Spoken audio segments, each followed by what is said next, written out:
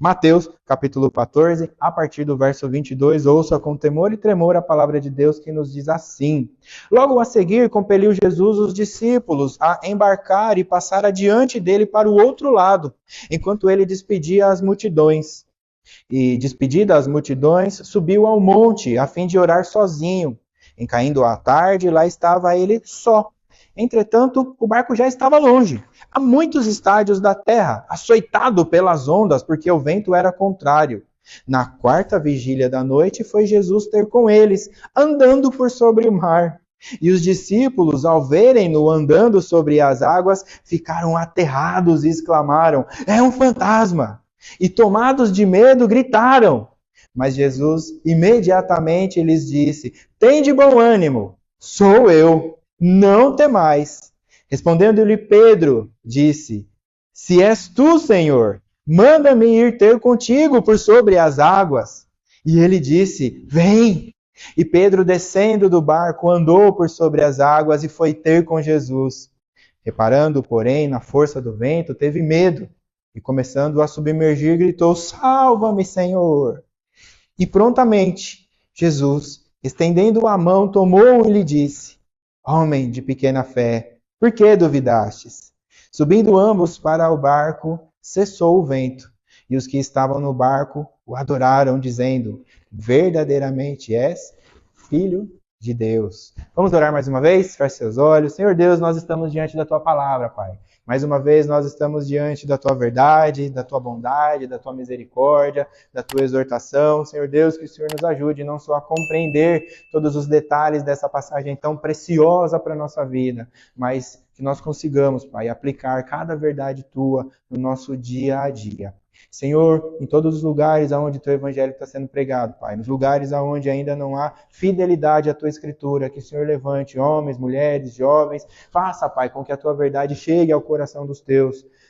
Faça, Deus, com que o Teu Evangelho chegue a toda criatura. Senhor Deus, nós oramos assim, clamando por iluminação, no nome santo de Cristo Jesus, nosso Salvador. Amém. Vamos lá. Quem é Cristo para você? Nós vamos ver isso em 3 verdades neste texto. Cristo é o que diz: "Vem", mesmo diante da sua dificuldade, mesmo diante de tempestades na vida. Cristo é aquele que diz: "Vem". Cristo é aquele que, mesmo na sua dúvida, te estende a mão. E Cristo é o Filho de Deus. Nós precisamos entender o que está acontecendo aqui. A gente precisa muito do contexto. Normalmente as pregações elas vão direto aos pontos, mas antes de nós chegarmos aos pontos de entendermos quem é Cristo, nós precisamos entender exatamente o que está acontecendo aqui, porque a gente vai conseguir ter a total compreensão do desfecho. Vamos entender então o meio até chegarmos no clímax da narrativa, quando os apóstolos então dizem: "Verdadeiramente és o Filho de Deus." Entre os versos 22 e 26 nós temos a separação de Cristo e dos apóstolos. Logo após a multiplicação dos pães, se você voltar na sua Bíblia aí, nós teremos a multiplicação. Jesus então distribui alimento para todo o povo. Já era tarde, os apóstolos começaram a se preocupar: "Senhor, já está tarde, despede as multidões, porque até eles chegarem em casa vai anoitecer e eles podem correr risco." Cristo então diz: "Não se preocupe, o que nós temos aí?" Aí, 2 pães, 5 peixinhos, vocês conhecem muito bem a história. Cristo alimenta a multidão. Quando nós fazemos esse tipo de milagre diante da multidão, o que é que se espera da multidão? E o que é que de fato aconteceu? Nós temos esse relato lá em João 6. Cristo Jesus alimentou as multidões. O que acontece? Ei, Jesus é o nosso rei. É isso que eles estavam gritando. João 6, 14 e 15 vai dizer: "Vendo, pois, os homens o sinal que Jesus fizera, disseram: Este é verdadeiramente o profeta que deveria vir ao mundo. Sabendo, pois, Jesus que estavam para vir com o intuito de arrebatá-lo para o proclamarem rei, retirou-se novamente sozinho para o monte." É João contando o mesmo relato. Cristo então percebe que a multidão queria aclamá-lo rei de Israel, mas não era chegada a hora. Havia muito ainda a se fazer. Cristo, então, conhecendo os seus apóstolos, impele eles, quase que obriga, este é o termo da palavra, obriga os apóstolos a atravessarem o mar da Galileia. Qual era o perigo? O perigo era que os apóstolos também entrassem no oba-oba da multidão. Os apóstolos também desejavam um rei, mas era um rei diferente. Os judeus esperavam um rei general, aquele que assentaria no trono, tiraria Roma do seu lugar e governaria, colocaria Israel sobre todas as nações novamente. Mas não é assim, não é este o reino de Cristo Jesus. O reino de Cristo Jesus é o reino espiritual. Ele vai estar sobre todas as coisas, mas de uma maneira diferente.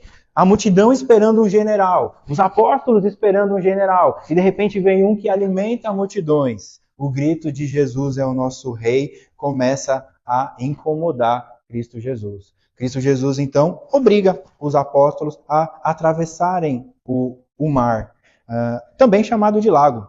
Por vezes eu vou dizer mar, por vezes eu vou dizer lago. Sempre estaremos falando do Mar da Galileia, ou Lago de Genezaré. Sempre vai ser o mesmo local. Todos de barriga cheia, aprenderam bastante. Cristo já mandou os apóstolos, é hora de ele despedir as multidões. Então Cristo, gente, acabou por hoje, é só isso. Vamos todo mundo para cada um para sua casa. Cristo então despede as multidões e vai fazer algo que ele faz muito na Escritura. Ele se isola, ele sobe ao monte e vai orar. O relato do texto diz que Jesus está orando e já vem cair a noite. Já cai-se à tarde. Nós seguimos algumas recomendações com relação ao tempo do judeu. Normalmente esse cair da tarde significa ali por volta das 18 horas. Nem de dia nem de noite, escurecendo ainda. Seria ali o início da primeira vigília. Mas o texto fala de algo preocupante. Cristo então despede as multidões, vai para o monte orar, cai à tarde. E o verso 24 diz que no mesmo instante em que Cristo está no monte orando, o barco já estava longe. E quão longe? Cerca de 4,5 quilômetros. A distância do local que Cristo estava até o outro lado da margem fica entre 8 e 9 quilômetros. Então, se a gente pegar aí o jeito mais comprido, o barco estava a 4,5 quilômetros. Nós não sabemos quanto tempo demorou entre Cristo dispensar as multidões e os apóstolos chegarem até a metade do caminho. O que nós sabemos é que dentro desse barco tinha pelo menos 4 homens extremamente experientes com aquele mar. O mesmo mar que Cristo chamou Pedro e os seus companheiros para serem pescadores de homem. O que nos chama a atenção é que, passando o tempo, eles ainda estavam no meio do mar da Galileia. O relato bíblico, ele deixa a coisa ainda mais aterrorizadora. Eles ainda estão no meio do caminho. Algo aconteceu. Já era para eles terem atravessado esse mar há muito tempo. Mas o relato, no verso 24, diz que o barco não estava somente longe. O motivo de o barco estar no meio do caminho é porque eles foram acometidos por uma tempestade. O texto diz que a tempestade ataca os apóstolos. O barco era açoitado. E aqui é curioso a gente entender o que essa palavra açoitado significa. É uma ideia de tortura, tormento. Então, o barco já estava a ponto de se despedaçar. A ideia de açoite é como se as ondas estivessem batendo no barco, quase despedaçando. E Jesus orando, os apóstolos no meio da tempestade. E aí a gente fica perguntando, como assim? Quem mandou essa tempestade? E peraí, lá dentro não tinha pelo menos 4 barqueiros extremamente experientes? Pedro, André, Simão, João e seu irmão, filhos de Zebedeu, pelo menos 4 homens que poderiam dominar todas essas coisas, mas esta não era uma tempestade comum. E o pior de tudo, é comum que isso aconteça no Mar da Galileia. As tempestades no Mar da Galileia, por incrível que pareça, é um fenômeno extremamente comum. Esses homens já deveriam estar habituados a enfrentar este tipo de problema. A geografia do lago é que faz isso ser comum. O Mar da Galileia, ele fica num vale. Ou seja, ele é cercado de montanhas. E o que é curioso, essas montanhas elas são muito altas. Montanhas que no seu topo, no seu cume, elas passam o ano todo cheio de neve. Ou seja, vento frio.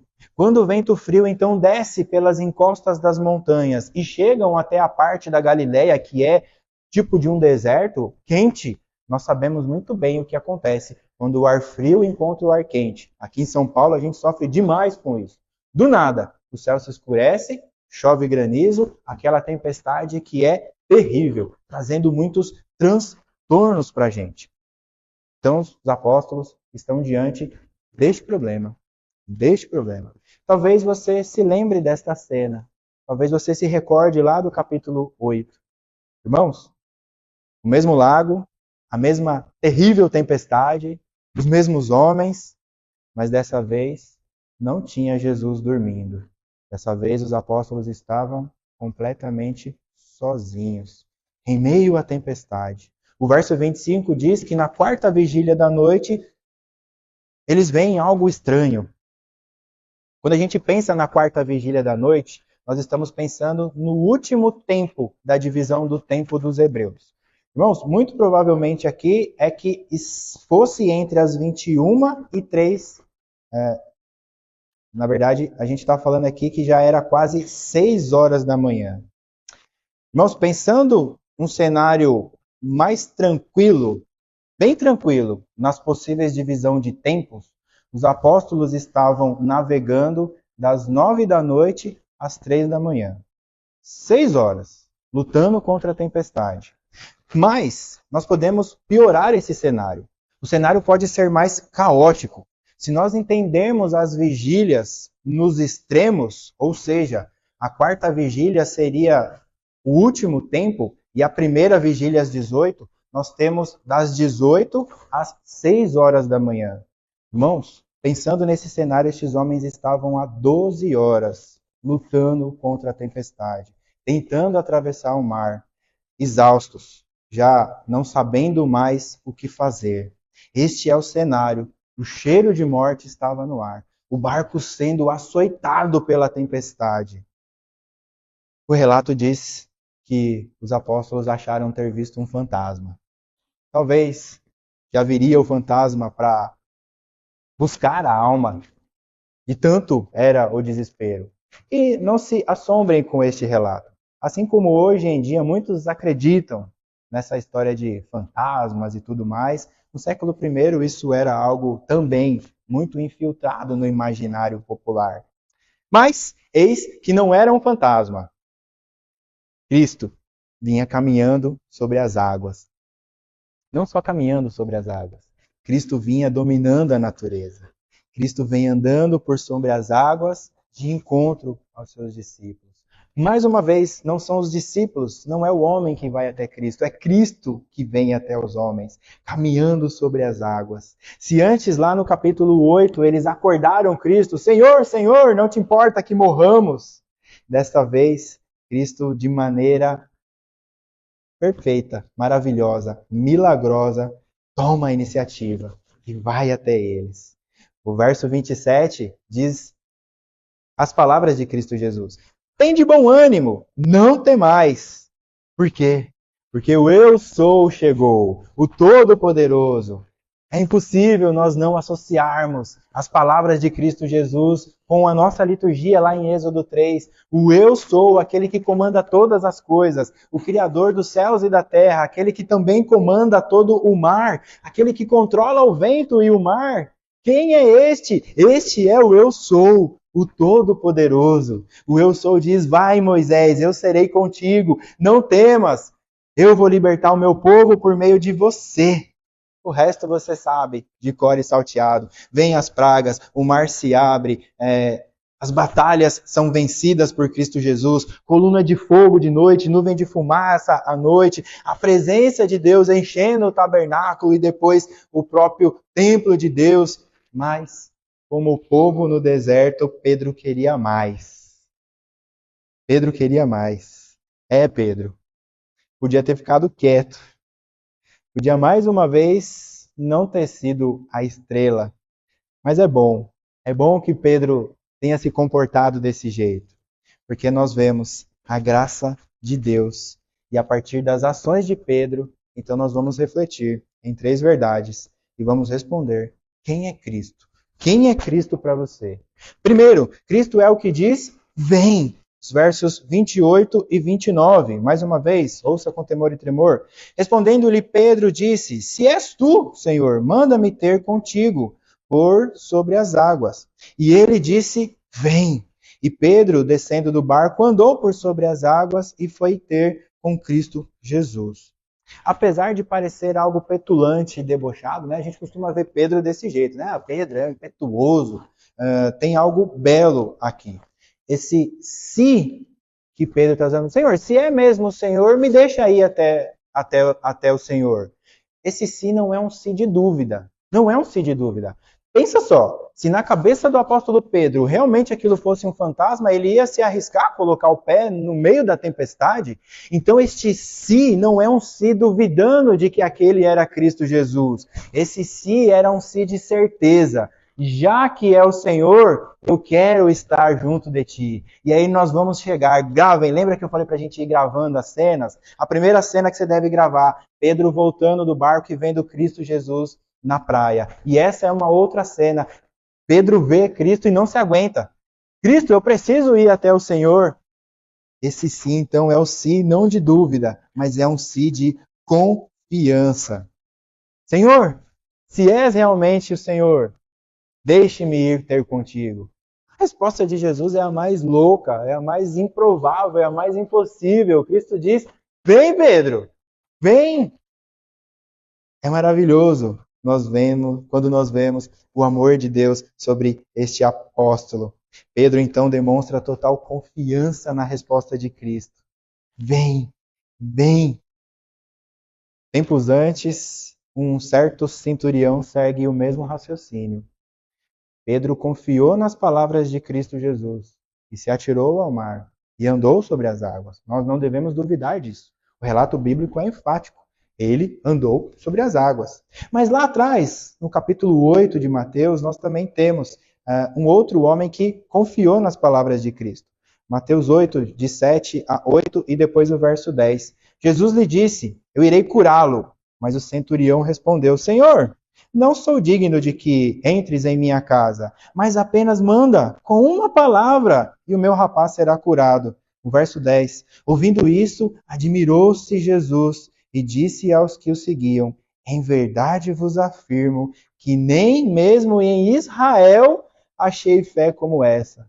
Pedro, então, vendo isso, ele estava junto de Cristo Jesus e falou assim: se com o centurião deu certo, comigo também vai dar. Cristo, posso ir até o Senhor? Permita que eu vá. Venha, venha, meu apóstolo. Pedro, então, caminha sobre as águas. O que a gente traz de aplicação para a nossa vida, e talvez a dúvida seja o fato de você não ouvir a voz de Cristo dizendo a você: vem. Talvez você fique com este pensamento: mas eu nunca vi Cristo dizendo para mim: venha, venha. Venha no meio da tempestade, eu estou aqui. Nós precisamos nos lembrar que Cristo não é para todos. É difícil a gente ter essa compreensão, mas a grande verdade é que alguns não ouvirão mesmo. Outros vão fingir que ouviram. A grande verdade está em João 1,12. Mas a todos quantos o receberam, deu-lhes o poder de serem feitos filhos de Deus, a saber, os que creem no seu nome. Deus separou um povo para si, um povo perdido, escravo em suas falhas, um povo sequestrado pelo pecado. Cristo Jesus é o pagamento. Cristo Jesus é o meio pelo qual Deus paga o resgate. Nós fomos sequestrados pelo pecado. Nós nos tornamos escravos do pecado. Tudo que desagrada a Deus, nós gostaríamos de fazer. Cristo vem então e nos resgata. Nos tira do império das trevas e nos transporta para o império da luz. João 3,16. Porque Deus amou o mundo de tal maneira que deu seu Filho unigênito, para que todo aquele que nele crê não pereça, mas tenha vida eterna. Pedro caminhou pelas águas atormentadoras, mas a tempestade não parou. A tempestade continuou açoitando o barco. E agora aquela mesma tempestade que estava aterrorizando os apóstolos está sob os pés de Pedro.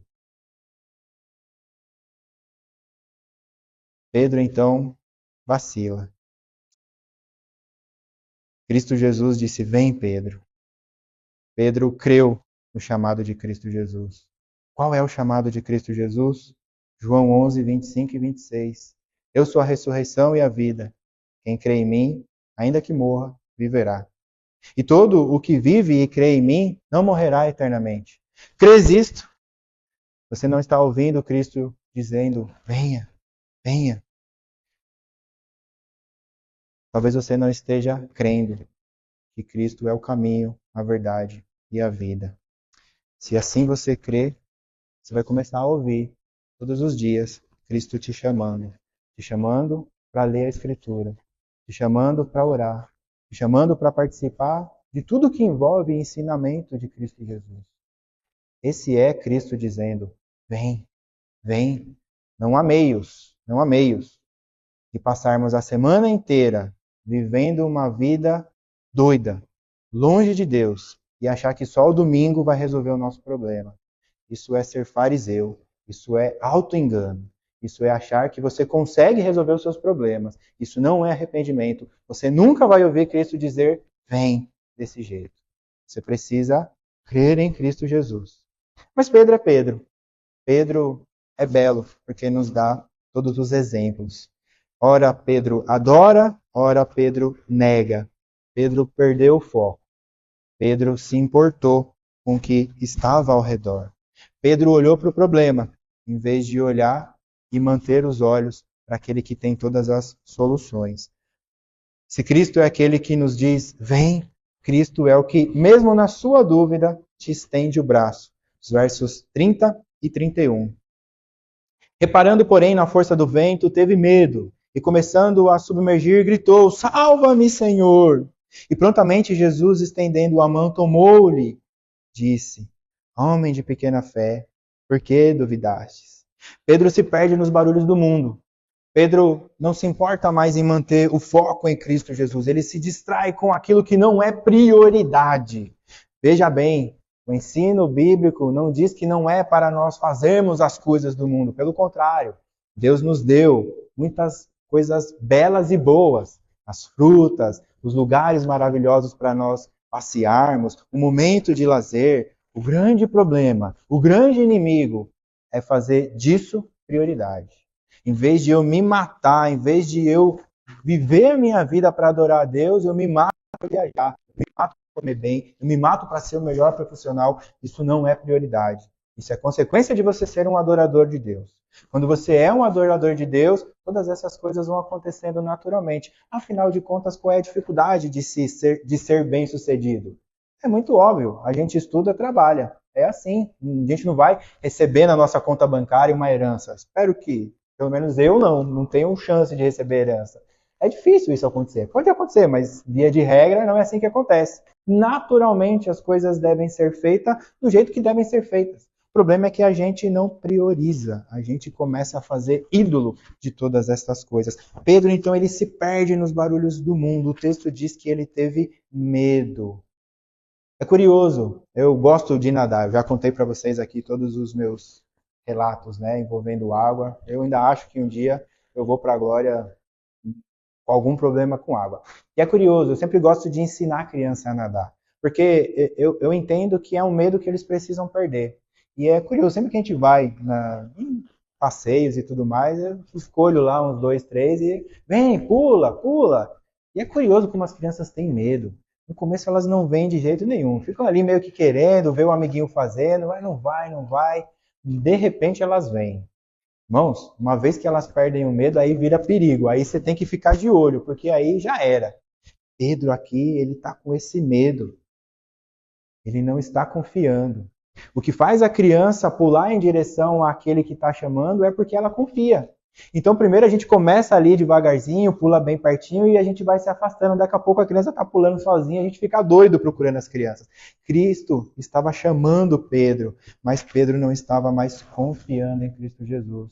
Ele teve medo. Pedro grita então: salva-me, Senhor. Aqui houve uma conversão. Pedro se converteu da confiança em Cristo Jesus para a dúvida no que Cristo pode fazer por ele. No seu desespero, na sua tempestade, a quem você grita por socorro. Quando o seu dia está horrível, quando você está sendo açoitado por todos os lados, no trabalho, em casa, pelos amigos, pela igreja, você vai na lotérica e alguém briga com você. Nesse dia, a quem você clama, a quem você grita por socorro. E a sua resposta vai ter duas origens possíveis: o hábito e o instinto. O instinto é você gritar por Deus. Vocês já perceberam que até aqueles que não acreditam em Deus, no momento de desespero, eles gritam: ai meu Deus! É curioso, comecem a reparar. Aqueles que não se dizem ser cristão e até aqueles que são contra Deus, no momento que o pitbull pula a cerca, como diz Augusto Nicodemos, ai meu Deus! É engraçado quando nós vemos relatos de vídeos onde coisas horríveis estão acontecendo e diante dessas coisas as pessoas começam a narrar o vídeo e dizem: Senhor, Senhor, Senhor. E às vezes são pessoas ímpias. Percebe que o nosso instinto natural é clamar a Deus? Pedro clama a Deus. Mas e você? Você está usando o seu instinto ou você já tomou o hábito de não clamar a Deus quando é necessário? Será que você já perdeu o seu instinto? Sabe, quando o passarinho fica tanto tempo preso na gaiola que quando solta ele já não quer mais voar? Como está o seu hábito diante dos seus problemas? Situações atormentadoras fazem você buscar o quê? O grande problema do hábito é que, naturalmente, o hábito encobre o instinto. E é fácil a gente ter hábito, tá? A gente às vezes vai dizer assim: eu não consigo ler a Bíblia porque é difícil. Não tenho o hábito de ler. Gente, o teste é muito simples. Almoce e coma um doce. Faça isso por 3 dias. O 4º dia você vai estar doido querendo comer um doce. A gente se habitua com facilidade ou não? Ou seja, se você ter o hábito de ler as Escrituras, de orar, 4 dias. 4 dias você vai sentir falta. É natural, é assim. E o problema é que o hábito toma o lugar do instinto. Já perceberam? As crianças, elas têm o hábito de gritar mãe. Quando acontece alguma coisa, eles saem gritando: mãe, mãe, mãe. É curioso isso. Elas têm. Mas o problema é que quando o hábito toma o lugar do instinto, nós ficamos perdidos. Nós já não sabemos a quem procurar. Aí o nosso pedido de socorro vai para todos os lados. A gente sai atirando para todos os cantos. A gente vai atrás de um guru, a gente vai atrás daquele livro 10 maneiras para ser feliz. A gente vai atrás do coaching. Eu preciso entender o que está acontecendo na minha vida. Eu vou atrás do psicólogo. Às vezes eu procuro até o motorista do Uber para falar dos meus problemas. Aquele que corta o cabelo também é alvo. Você senta lá na cadeira e despeja. E aí o barbeiro tem que ser também psicólogo. A gente começa a pedir socorro para todos os lados. Veja, nada do que eu falei aqui é ruim em si. Não tem nada de errado com o dom da psicologia, o barbeiro, o coaching. Cada um tem a sua função. O problema é procurar isso antes de procurar a Deus. Deus é prioridade. De novo, aonde Jesus não é suficiente para resolver o seu problema? Será que o psicólogo é mais forte, mais poderoso do que Cristo Jesus? Veja bem, não é errado procurar o psicólogo, mas não procure o psicólogo com prioridade. Se achegue a Deus primeiro. Ele tem todas as respostas. O verso 31 diz que imediatamente Cristo estende os braços para salvar Pedro. Mas tem uma jogadinha aqui. Cristo dá o troco em Pedro. Lembra lá quando a gente expôs aqui Lucas 5, quando Pedro chama Jesus de mestre, num sentido pejorativo? Lembra de todo o contexto? Pedro teve uma noite horrível. Não pegou nada. Jesus vem, simplesmente sobe no barco dele, se afasta, fica lá pregando por um tempão. Pedro lá, ouvindo toda aquela pregação. Quando acaba tudo, Jesus vai até Pedro e diz assim: Pedro, pega o teu barco, vai lá para o fundo e joga a rede. E aí Pedro responde: mestre, mestre. Como se estivesse dizendo: olha, eu conheço esse lago como a palma da minha mão. Eu sei que no fundo não tem peixe. Mestre, mestre, olha, eu sei muito bem aonde é que os peixes estão. Eu sei muito bem o horário de pegar os peixes. De dia não é um bom horário. Mas o Senhor está dizendo, o Senhor que entende muito de madeira, serrote, martelo, o pescador aqui sou eu. Mas o Senhor é mestre. Na tua palavra eu vou lançar as redes. Jesus, então, aqui em Mateus, Pedro, Pedro, Pedro, Pedro, depois que eu te chamei para você ser pecador, para ser pescador de homens. A gente já está no capítulo 14 de Mateus. Quantas maravilhas Pedro já viu andando com Cristo Jesus. Jesus então está dizendo a Pedro: Pedro, você andou comigo. Você já viu as curas que eu fiz em toda a Galileia? Pedro, você estava comigo ouvindo o sermão do monte. Pedro, você já aprendeu a orar. Você já aprendeu a jejuar. Pedro, você viu eu curando os leprosos. Você viu eu curando o servo do centurião sem nem ter ido à casa do centurião. Pedro, eu curei a tua sogra, Pedro. Você viu eu expulsando demônios, Pedro. Até uma tempestade como essa você já viu eu acalmando. E ainda assim, por que duvidastes? Eu estou aqui, diante de ti. Pedro, eu te disse, vem. Mas ainda assim, por que duvidaste? Somos Pedro. Aplicação para a nossa vida. Aplicação tem a ver com o seu hábito e o seu instinto. Se diante dos tormentos da sua vida, o teu hábito te afasta de Deus, você procura tudo, menos a Escritura. Sabe? Quando a pessoa chega pra gente e fala assim, eu já tentei tudo, agora só nos resta orar. Como assim? Orar tinha que ter sido a primeira coisa a ser feito. O tudo não adianta. Cristo Jesus é a nossa motivação, é o nosso socorro, refúgio bem presente. Se diante dos tormentos da vida o seu hábito te afasta de Deus, esquece. Não tem jeito. Você vai afundar, com certeza. Ó, não tem jeito. Se você não confia em Cristo Jesus para resolver os seus problemas, afunda. Não tem jeito. Isso é ruim? Não é de todo ruim. Jonas, capítulo 2, começa belo, excelente. Na minha angústia, clamei ao Senhor, e Ele me ouviu. Clame ao Senhor na sua angústia. Se habitue a clamar por socorro ao Deus Todo-Poderoso. Em primeiro lugar, ao Deus Todo-Poderoso. Dobre os seus joelhos. Não adianta dizer que o filho não se converteu, não adianta dizer que eu não consigo ajeitar a minha vida. Quanto da sua vida você dedicou à oração? Quanto tempo você já jejuou pelo seu filho? Quanto tempo você já jejuou pelo seu trabalho? Quanto tempo você já parou um dia inteiro para dedicar ao Deus Todo-Poderoso, dobrar os joelhos e chorar? Senhor, eu preciso, eu não consigo. Lá onde eu trabalho não dá. Aqui na minha casa eu não consigo. Aqui o meu esposo não está dando certo. Aqui a minha esposa não está dando certo. Os meus filhos só me dão trabalho. E aí a gente só reclama. E quanto tempo de jejum? Quanto tempo de oração? A gente cai no barulho do mundo. E aí a gente afunda. Na minha angústia, clamei ao Senhor e Ele me ouviu. O bom de tudo isso é que Cristo nos conhece. Cristo sabe que somos Pedro. Pedro está do lado de Cristo agora. Cristo estende os braços, traz Pedro para o lado dele. Percebe que até aqui nada mudou na tempestade. Tudo isso aconteceu e água batendo para todo lado. Mas agora a cena vai mudar. Último ponto do nosso sermão.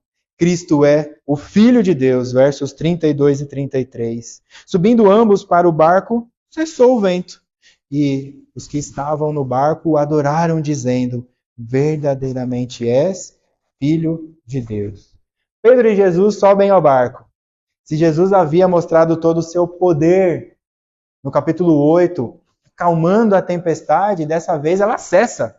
Não é só uma tempestade que continua mais fraquinho, não. O texto diz que cessou o vento, acabou a tempestade, acabou a angústia, ambos no barco, felizes da vida. Deus mostra todo o seu poder. Em João 6, 21, nós temos de novo a mesma perspectiva do que aconteceu. João diz assim, ficamos sabendo que os apóstolos receberam Jesus a bordo de bom grado e que a viagem seguiu tranquilamente.